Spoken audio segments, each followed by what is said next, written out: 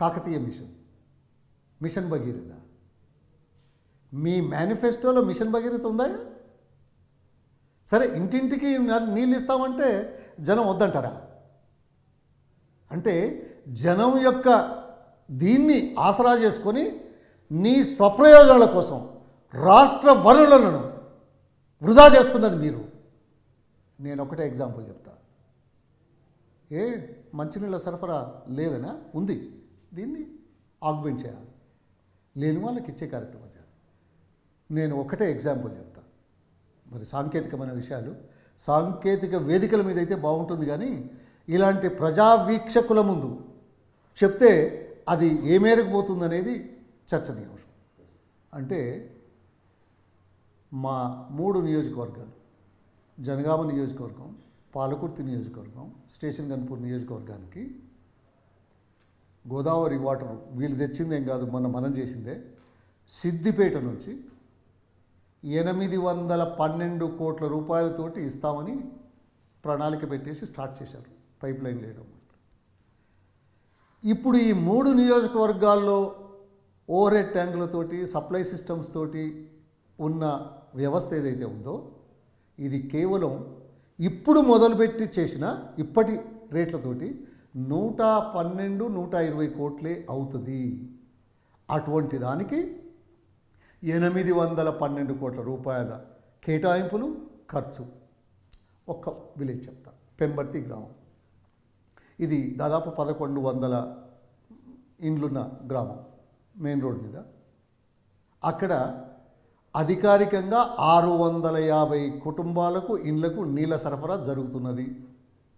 అనధికారికంగా మరో 150 ఇండ్లకు ఉన్నది, అంటే 850. ఈ మిషన్ భగీరథతోటి అదనంగా ఇచ్చే గృహాలు ఎన్నండి? 300 ఇండ్లు. ఇలాంటి ప్రక్రియ ప్రతి గ్రామంలో ఉన్నట్ట లేనట్ట? అటువంటప్పుడు వ్యక్తిగత ప్రయోజనాల కోసం లాభాపేక్షతోటి ప్రజలను నమ్మించి ప్రజల కళ్ళు కప్పడానికి ప్రయత్నం చేస్తూ మిషన్ భగీరథ కాదు, ఇది మిషన్ కల్వకుంట్ల. ధైర్యం ఉందా?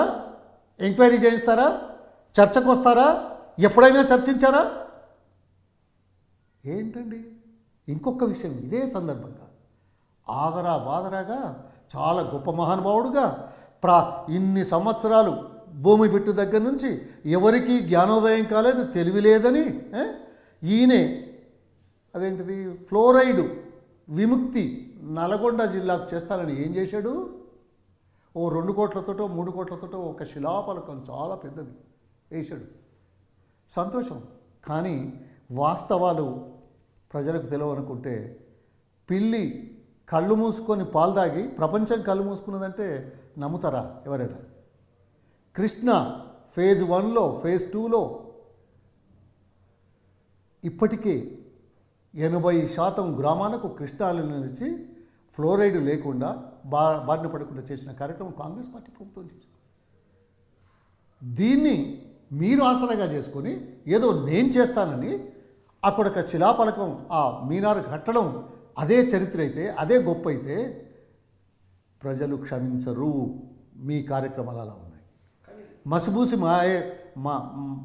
ఏమంటే గ్యారెంటీ చేయడమే మీరు చేస్తున్న పని చేయలేదు. కళ్ళు మూసుకున్న వాళ్ళకి పని జరగలేదంటారు. మీ అసెంబ్లీ సాక్షిగా మీరు చెప్పిందే. ముఖ్యమంత్రి కేసీఆర్ గారు 7,500,000 కోట్లు ఖర్చు పెడితే 34,500 లక్షలకు కాంగ్రెస్ పార్టీ ప్రభుత్వం మొదలుపెట్టిన ప్రాజెక్టులలో నీళ్ళు వస్తుందని మీరే చెప్తున్నారు. ఏం మాట్లాడుతున్నారు? జలయజ్ఞం ధనయజ్ఞమైందా?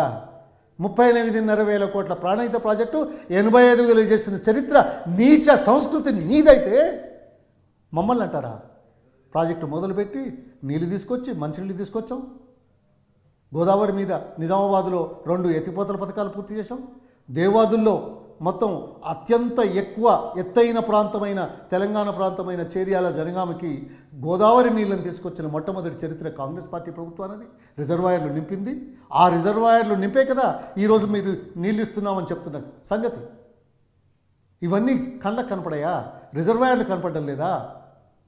జనగామ పట్టణ నీటి సరఫరాకు గోదావరి జలాలతోటి చీటకూడూరు రిజర్వాయర్ ప్రారంభిస్తే ఆ 2 కిలోమీటర్ల దూరంలో ఉన్న నీళ్లను సరఫరా చేయకుండా మీరు సిద్దిపేట నుంచి పైప్ లైన్ వేసి తీసుకొచ్చిస్తారా?